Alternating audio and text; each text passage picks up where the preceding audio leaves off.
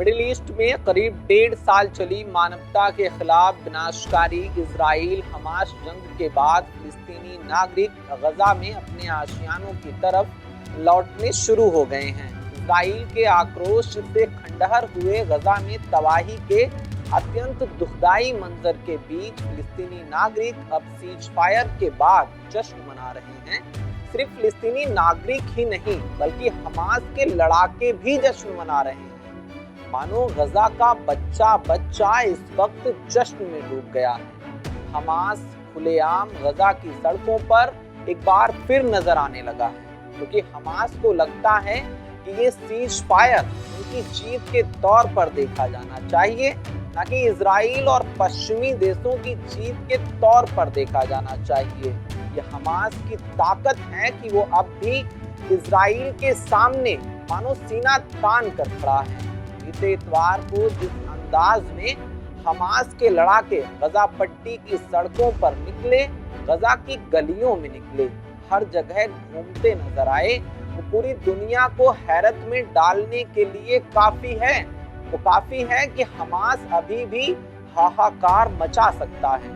ये संदेश है पूरी दुनिया के नाम कि हमास फिर से भरपूर ताकत के साथ कभी भी लौट सकता है। हमास के लड़ाके गजा की गलियों में अपनी पूरी यूनिफॉर्म में घूमते नजर आए हैं। वही काले कपड़े, वही हरी सिर पर पट्टी। सिर्फ यूनिफॉर्म में ही नहीं बल्कि उनके हाथों में अत्याधुनिक तकनीकी से लैस बंदूकें भी थमी हुई थी।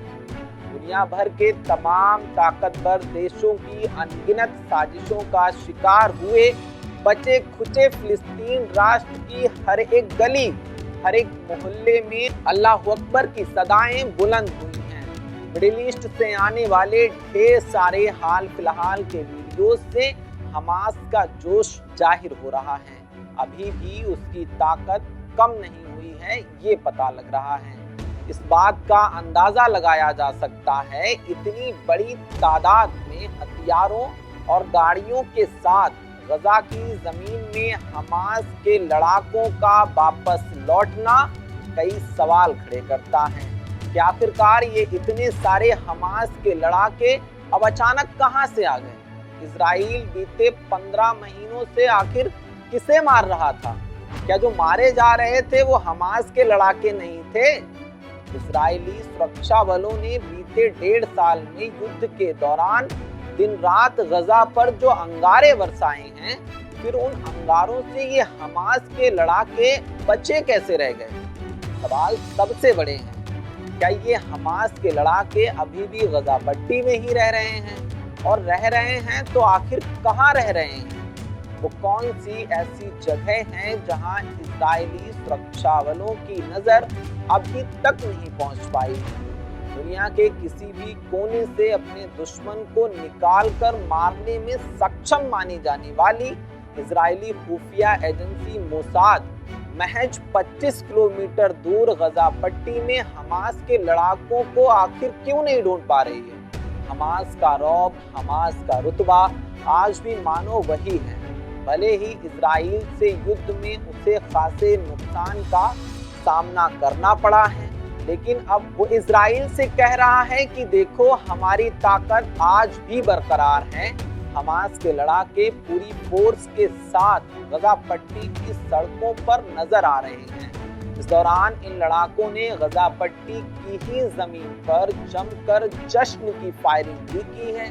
सड़कों के दोनों ओर फिलिस्तीन के आम नागरिक भी नारेबाजी करते नजर आए हैं और हमास के लड़ाके मानो आंख में आंख डालकर बात करने की कुव्वत दिखा रहे हैं। इसके जरिए दरअसल इजराइल को, पश्चिमी देशों को, वर्ल्ड पावर माने जाने वाले अमेरिका को ये संदेश देने की हमास कोशिश कर रहा है कि युद्ध के 15 महीनों के बाद भी गजा पट्टी में वो मौजूद है, वो अभी भी खत्म नहीं हुआ है।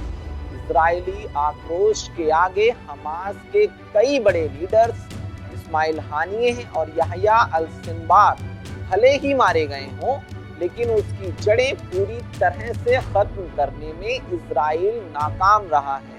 तो क्या ये मान लिया जाए कि इजराइल हमास के आगे हार गया है? जो उसने ये सीज फायर किया है। सीज फायर के बाद से हमास ने कई सारे वीडियो जारी किए हैं जिनमें स्पष्टता हमास की बेडौल ताकत नजर आ रही है। मानो हमास इजराइल की तरफ मुंह चिढ़ाते हुए ये कह रहा है कि तुम हमारा कुछ भी नहीं बिगाड़ पाए हो, देखो हम आज भी जिंदा हैं और भरपूर मात्रा में जिंदा हैं। हमास कह रहा है हम आज भी बरकरार हैं, गजा पट्टी हमारा है। लेकिन उधर इजराइल की सीज फायर में शर्त है कि हमास अब गजा पट्टी के हक में कोई भी फैसला नहीं कर सकता है। हमास का भविष्य क्या होगा इस पर अभी कुछ भी नहीं कहा जा सकता।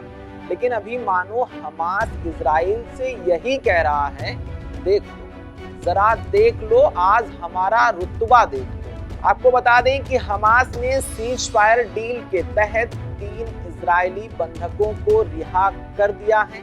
हमास ने इन तीनों बंधकों को फिलिस्तीन रेड क्रिसेंट सोसाइटी को सौंपा, जिसके बाद ये तीनों बंधक अपने वतन इजराइल वापस लौट चुके हैं। हमास ने 3 इजरायली महिला बंधकों को रिहा किया और उसके बदले में इजराइल ने 90 फिलिस्तीनी कैदियों को रिहा किया है। मतलब 3 के बदले 90। ये समझौता दोनों राष्ट्रों या यूं कहें कि इजराइल और हमास के बीच हुआ था। इस समझौते के लिए इजरायली प्रधानमंत्री बेंजामिन नेतन्याहू को कड़ी आलोचना का शिकार भी होना पड़ा है। इतनी कड़ी आलोचना कि उनकी कैबिनेट के कुछ सदस्यों ने उनको ये तक धमकी दे डाली थी कि अगर वो हमास के इस समझौते को स्वीकार करते हैं तो वो उनकी सरकार गिरा देंगे। बाद में ये सदस्य कैसे माने, इसकी अभी तक कोई जानकारी उपलब्ध नहीं है। युद्ध के पिछले 15 महीनों के बीच इजराइल और हमास कई बार समझौते के बेहद करीब भी पहुंचे थे, लेकिन हर बार कोई ना कोई अड़चन आ गई थी।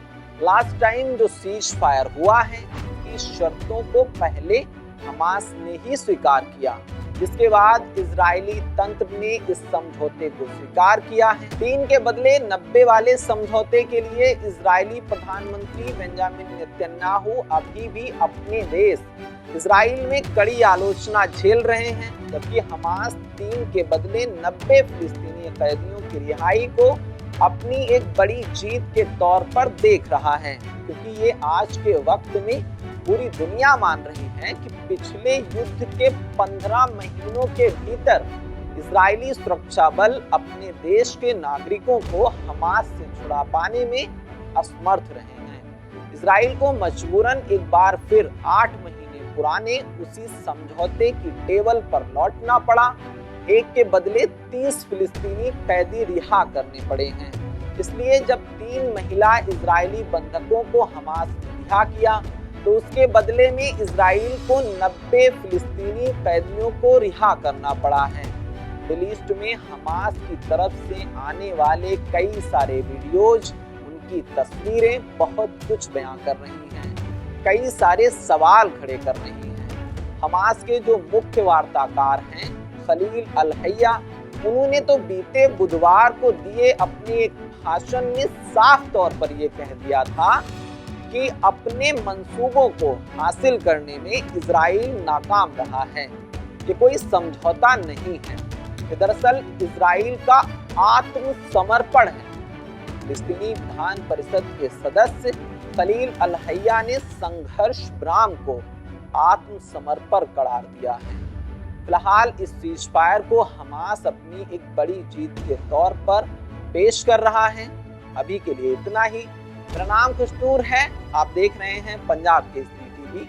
बहुत बहुत शुक्रिया आपका। नमस्कार। हमसे जुड़े रहने के लिए हमारे YouTube चैनल को सब्सक्राइब करें और नई वीडियो की नोटिफिकेशन के लिए बेल आइकॉन को दबाएं।